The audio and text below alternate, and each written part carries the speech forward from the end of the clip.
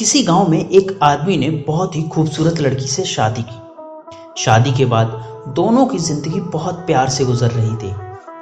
लड़का लड़की को बहुत चाहता था और उसकी खूबसूरती की हमेशा तारीफ किया करता था। लेकिन कुछ महीनों के बाद लड़की को एक बीमारी हो गई और धीरे धीरे उसकी खूबसूरती जाने लगी।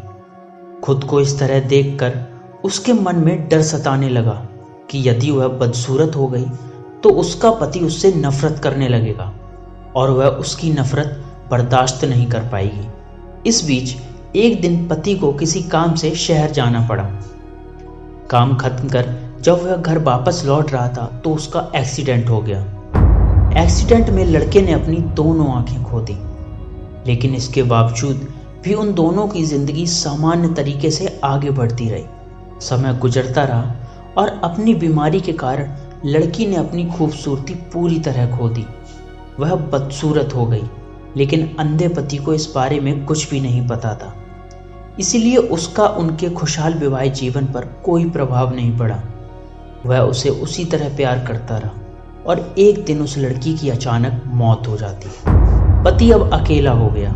वह बहुत दुखी था। वह उस शहर को छोड़कर जाना चाहता था। उसने अंतिम संस्कार की सारी क्रियाविधि पूरी की और शहर छोड़कर जाने लगा। तभी उसका एक दोस्त उसके पास आया और उससे बोला, अब तुम बिना सहारे के अकेले कैसे चल पाओगे?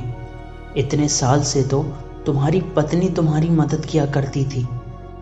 पति ने जवाब दिया, दोस्त, मैं अंधा नहीं हूँ, मैं बस अंधा होने का नाटक कर रहा था, क्योंकि यदि मेरी पत्नी को पता चल जाता कि मैं उसकी बदसूरती देख सकता हूँ तो यह उसे उसकी बीमारी से ज़्यादा दर्द देता।